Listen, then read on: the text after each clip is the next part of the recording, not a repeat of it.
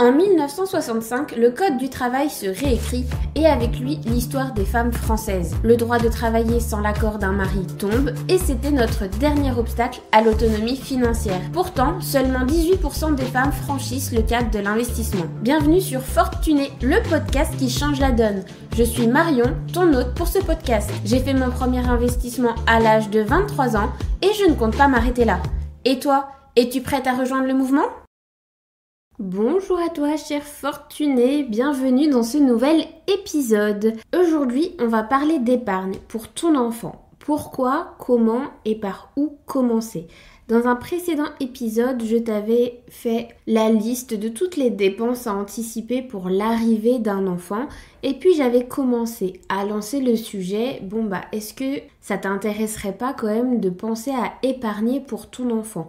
Que ce soit épargner pour toi, pour lui payer plus tard des choses, une école, une école qui coûte cher, des études supérieures, une voiture, financer certains de ses stages, voilà, je pense plus loin à des enfants plus grands, mais c'est intéressant de commencer quand ils sont tout petits, tout bébés, pour pouvoir faire des petits apports mensuels minimes et que ce soit pas trop douloureux une fois qu'il est plus âgé, par exemple. C'est parti.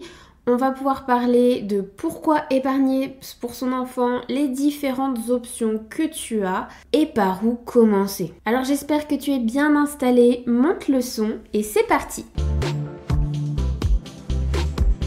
Dans un premier temps, pourquoi épargner pour son enfant ? Il y a plusieurs raisons. La première, c'est évidemment l'éducation. Les frais de scolarité continuent d'augmenter chaque année. Je ne sais pas si tu as vu certains chiffres.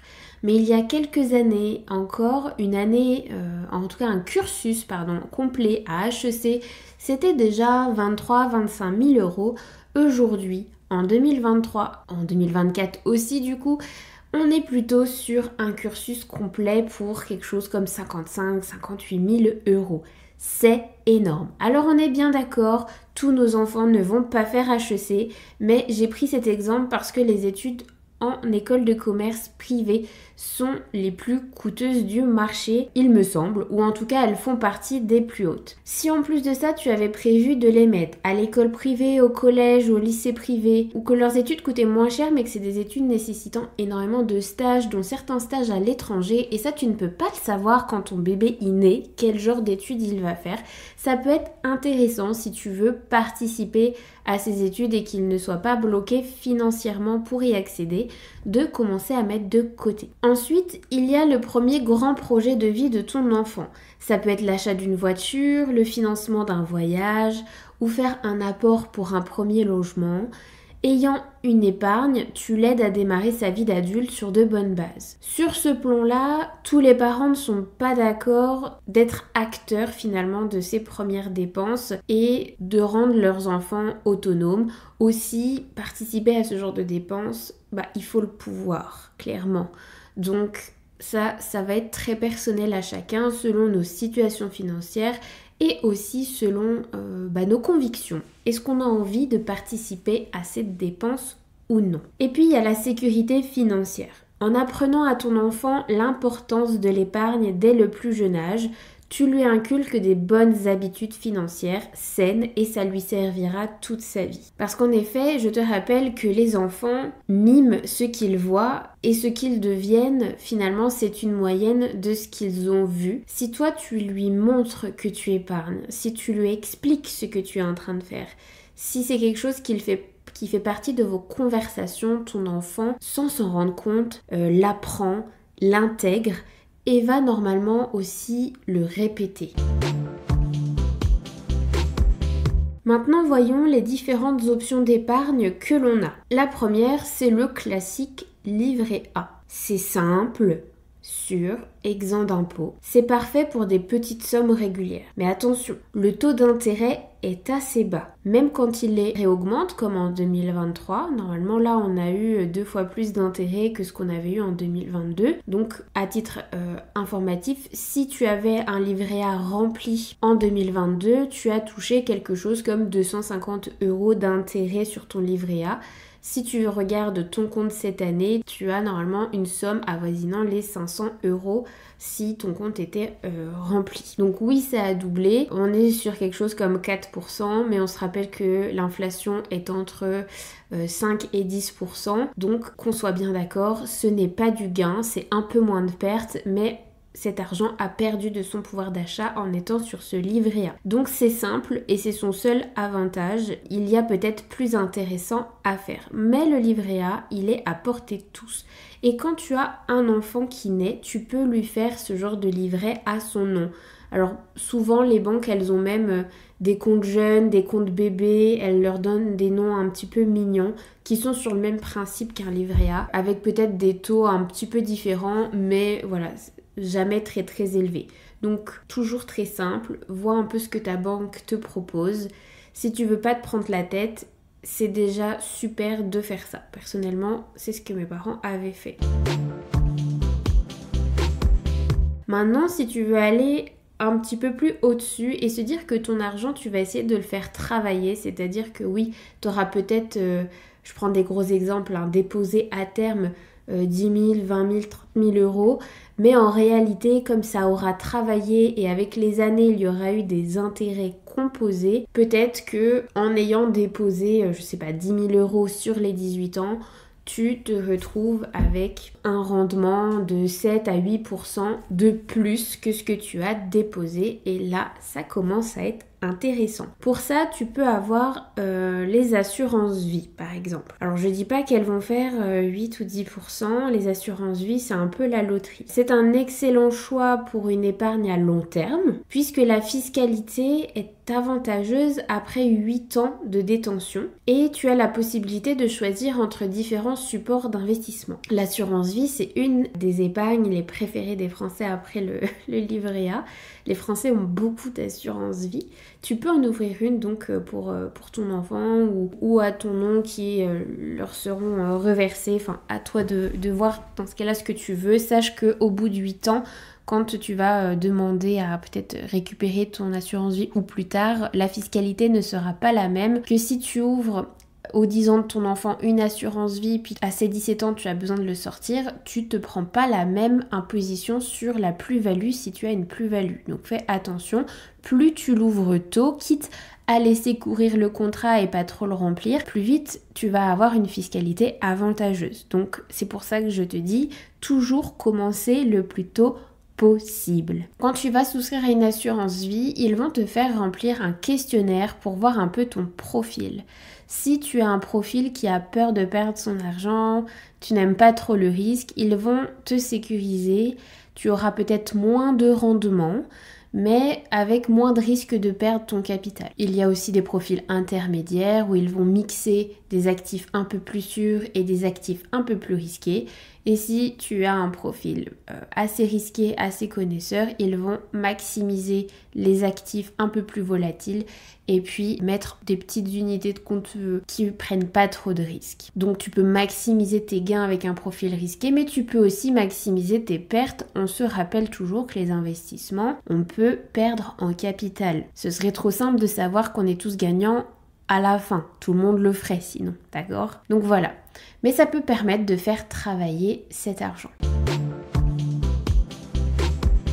Si tu es un peu plus aventureuse, pourquoi ne pas réfléchir à un plan d'épargne en action qu'on appelle PEA? Cela peut être plus risqué puisque c'est toi qui es autonome dans le placement de ton argent, mais les rendements forcément peuvent être plus élevés sur le long terme. Encore une fois, dans l'investissement, ce qui te rapportera le plus, c'est de miser long terme. Comme pour l'assurance vie, le PEA est exonéré d'impôts sur les plus-values au-delà d'une période de détention de 5 ans. Donc encore une fois, plus tôt tu l'ouvres, mieux c'est. Donc intéressant dans une optique moyen-long terme. Il est possible d'investir jusqu'à 150 000 € dans un PEA par personne.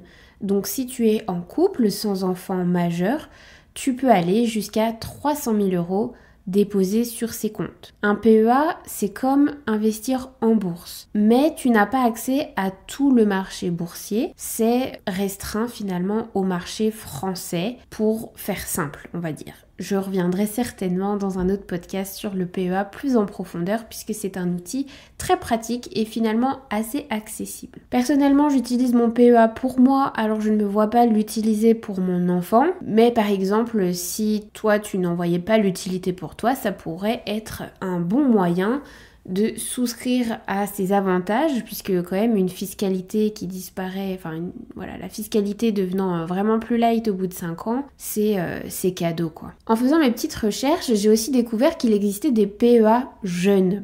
Ce sont des PEA comme pour ceux des adultes, mais pour des enfants qui ne sont donc plus tellement des enfants, mais des jeunes de 18 à 25 ans qui sont rattachés au foyer fiscal de leurs parents. Donc encore des enfants que tu as sous ton toit, en tout cas fiscalement parlant. Ces PEA, eux, sont limités à 20 000 €. Mais ça m'a donné des idées pour peut-être mettre un premier pied à l'étrier à nos jeunes. Si jamais tu as envie que je te poste un épisode sur l'éducation financière des jeunes et des différentes techniques pour les éduquer financièrement une fois qu'ils deviennent adolescents. Hein. Souvent quand on touche nos premiers euros, on a entre 10 et 15 ans, peut-être un peu plus. Voilà, il est temps à ce moment-là de vraiment les aider et les éduquer financièrement puisque de toute évidence, l'école n'a pas prévu de nous l'enseigner. Il y a aussi des plans d'épargne spécifiques pour l'éducation, comme le plan d'épargne études. Renseigne-toi sur les conditions dans ta banque, mais ça peut être également intéressant. Ils sont spécifiquement conçus pour financer les études supérieures. Maintenant, comment commencer ? Déjà, il va falloir définir tes objectifs. Comme pour ta propre gestion financière, il va falloir définir des objectifs SMART. Je te renvoie direct à l'épisode sur comment définir des objectifs SMART qui est déjà publié normalement sur la chaîne du podcast. En gros, combien veux-tu épargner et pour quand ? Ensuite, tu vas choisir le produit d'épargne qui correspond le mieux à tes besoins, à ceux de ton enfant, à ceux qui correspondent le mieux à ton profil de risque, à celui qui te parle le plus en fait. Tu vas aussi comparer les rendements et la durée de l'investissement que tu as prévu. C'est sûr qu'on va pas tous partir sur les mêmes produits.